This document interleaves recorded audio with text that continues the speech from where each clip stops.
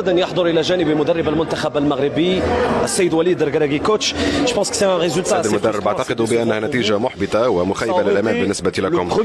كان سيكون ربما هذا أول اختبار حقيقي وكان كذلك وصعبا جدا.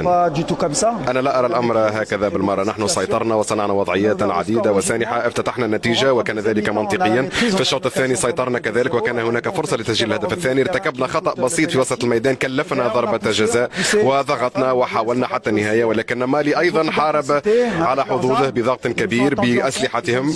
انتظروا الهجمات المرتدة، كان لديهم فرصة لم تؤدي إلى شيء في النهاية. كنا نستحق الفوز بكل صراحة في هذه المباراة، ولكن كما أقول دائما مع مباريات من مستوى عال جدا كما هو الحال اليوم، الفرص القليلة يجب أن نستغلها وهذا ما لم نفعله. أتمنى وأفضل أن تأتي هذه المباراة الآن لأن هذا يطمئننا بالنسبة لصلابتنا عندما نسيطر ويبرز شخصيتنا كذلك ونحن نحسن المستوى شيئا فشيئا.